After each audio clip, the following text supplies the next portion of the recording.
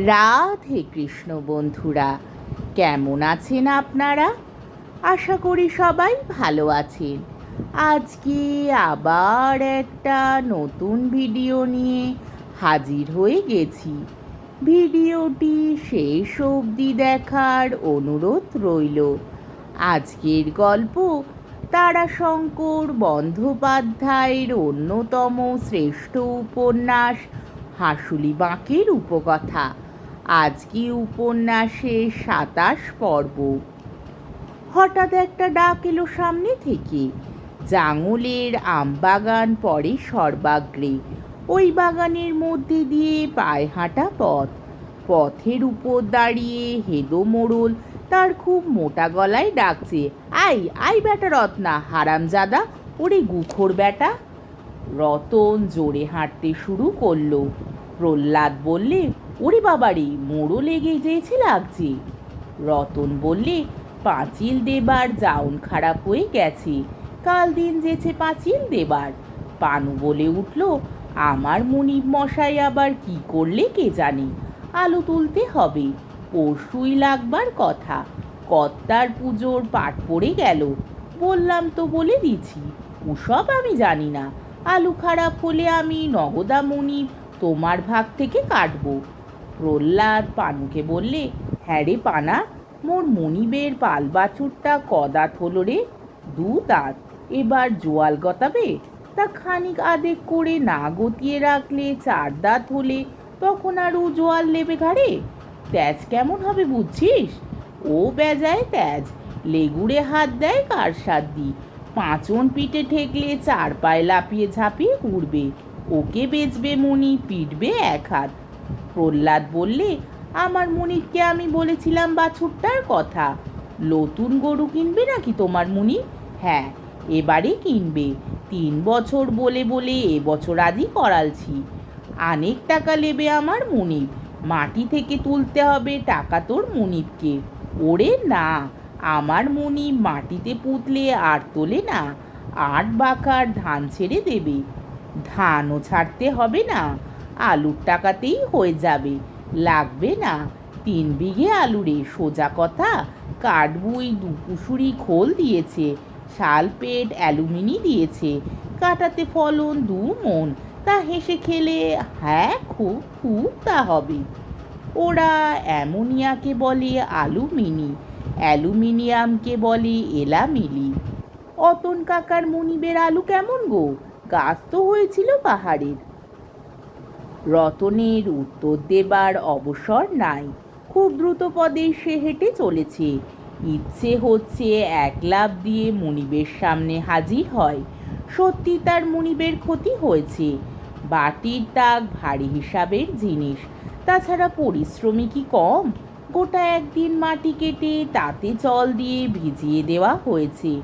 পরের দিন ফের দুপুর কি ৩ প্রহরের সময় আবার ১ দফা জল ঢালা হয়েছে। পরের দিন ফের কাটা, জল দেওয়া এবং খুব করে ছাঁটা হয়েছে। তার উপর আবার জল ঢেলে দেওয়া হয়েছে। সেই জল শুষে সেই জলে ভিজে মাটি তৈরি হয়। বেশি নরম থাকলে চলে না, বেশি শুকিয়ে গেলে তো কাজ খাবারই হয়ে গেল। সেই আবার নতুন করে পাঠ করতে হবে। নিজের হয়তো সে কথা আলাদা, এ হলো মনিবের কাজ। খারাপ হলে মানবে কেন মনিব? তার উপর তার মনিব যে লোক, একেবারে মোষের ক্রোধ। রাগ হলে তার নিজেকে সামলাতে পারে না। প্রকাণ্ড পাথুরে গড়নের ভারী চেহারা, মোটা গলা, থ্যাবড়া নাক, কোকড়া চুল, আমড়ারাটির মতো চোখ, তাও আবার লাল বর্ণ, মোটা বেটে আঙুল, বাঘের মতো থাবা, বুনো দাঁতাল, শুয়োরের মতো গোঁ। রাগ হলেই গ্যাঁ গ্যাঁ শব্দে চিৎকার করে দমাদম কিল মারতে আরম্ভ করবে, ঠিক যেন মা দুর্গার অসুর। রতনও বেশ মজবুত মনীষ, লম্বা চেহারা, লম্বা ঢঙের, ইস্পাতে গড়া মানুষ। বয়স কম হয় নাই, ২ পার হয়ে গিয়েছে, ২.৫ হবে কি হয়ে গিয়েছে। তবু এখনো পর্যন্ত গায়ের চামড়া কেউ চিমটি কেটেও ধরতে পারে না। সকাল থেকে হালের মুঠো ধরে, দুপুরবেলা হাল ছেড়ে কোদাল ধরে, 3:30 ট্রেন কোপাইয়ের পুলে উঠলে তবে কাজ ছাড়ে। ধান রোয়ার সময় হলে কোদাল ছেড়ে তখন নামে বীজের জমিতে, সন্ধে পর্যন্ত বীজ মেরে তবে ওঠে। 1.5 মণ বোঝা ভার চাপিয়ে বেশ সোজা হয়ে কাঁধ দুলিয়ে দোলনের তালে তালে একটানা চলে যায় ক্রোশখানেক রাস্তা। এই রতন মনিবের কিলকে ভয় করে। মনিব রাগে চিৎকার করে আর কিল মারে। চিৎকার করে যতক্ষণ কাশি না পায়, গলা না ভাঙে, সে ততক্ষণেই কিল চালায়। সে কিল আস্বাদন করা আছে রতনের। একটি কিলই পিঠখানি বেঁকে যায়, দম আটকে যায়। এর ওষুধও কিন্তু ওই দম বন্ধ করে থাকা আর চুপ করে থাকা। কিল খাবার আগে থেকেই দমটি বন্ধ করে রাখতে হয়, তাহলে আর কিল খেলে দম আটকায় না আর লাগেও কম। ঘোষমশাইয়ের ছেলেদের একটা বল আছে, পিতলের পিচকারি দিয়ে বাতাস ভরে দেয়, ইটের মতো শক্ত হয়ে ওঠে বলটা। তাতে কিল মারলে যেমন বলটার কিছু হয় না, লাফিয়ে ওঠে, তেমনই হয় আর কি। আর কিল খেয়ে যত চুপ করে থাকবে মনিব তত চিৎকার করবে রাগে। তাতে সহজেই গলা ভাঙে, কাশি পায় মনিবের। কাশি পেলেই মনিব ছেড়ে দিয়ে নিজের গলায় হাত দিয়ে কাশতে শুরু করবে। রতন কাছে আসতেই মনিব ভেদমণ্ডল মহাশয় বললেন, ওরে বেটা, গুয়োটা কাহার? বেলা কত হয়েছে রে বেটা?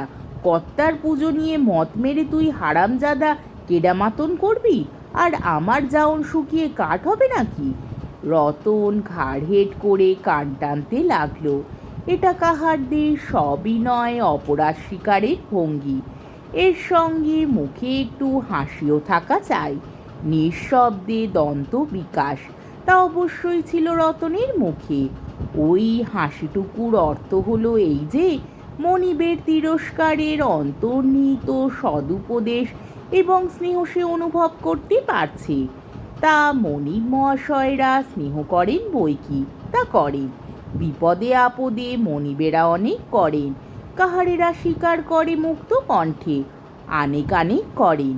অসুখ বিসুখে খোঁজ খবর করেন, কিছু হলে দেখতে পর্যন্ত আসেন, পয়সা কড়ি ধার দেন।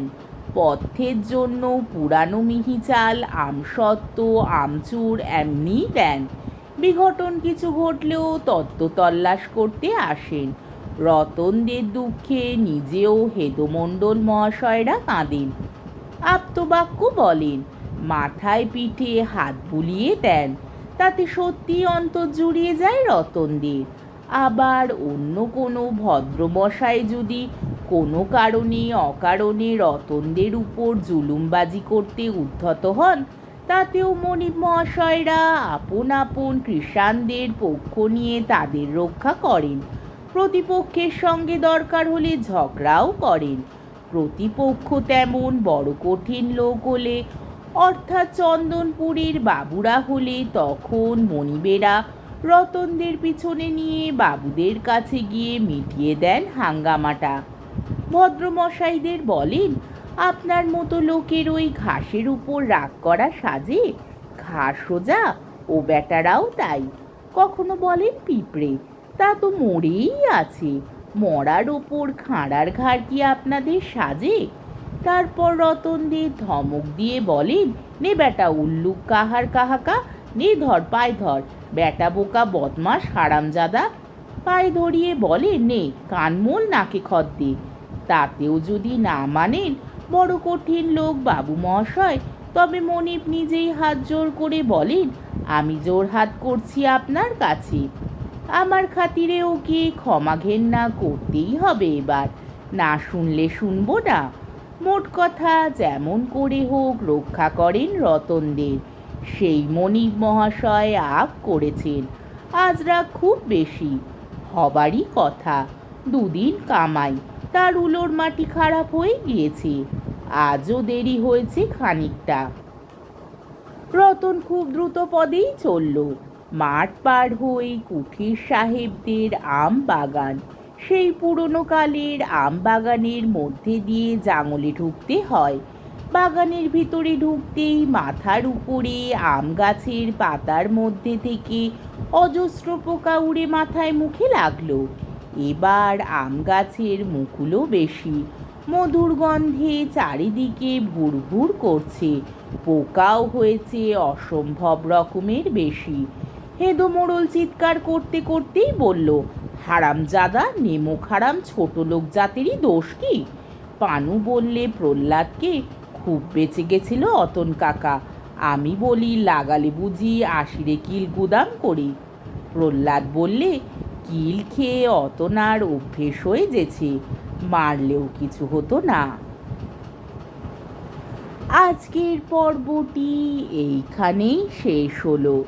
আমার ভিডিওটি যদি আপনাদের ভালো লেগে থাকে তাহলে আমাকে কমেন্টের মাধ্যমে আপনাদের মূল্যবান মতামত অবশ্যই জানাবেন এবং আমার ভিডিওটিকে লাইক ও শেয়ার করার ও আমার চ্যানেলটিকে সাবস্ক্রাইব করারও অনুরোধ রইল। তাহলে আজকের ভিডিওটা এই অবধি। পরের দিন আবার এই উপন্যাসেরই 28 পর্ব নিয়ে হাজির হয়ে যাব। ততক্ষণ পর্যন্ত আপনারা সবাই ভালো থাকবেন, সুস্থ থাকবেন, সাবধানে থাকবেন এবং আমার ভিডিওটি দেখতে থাকবেন। তাহলে আজকে আসি। রাধে কৃষ্ণ।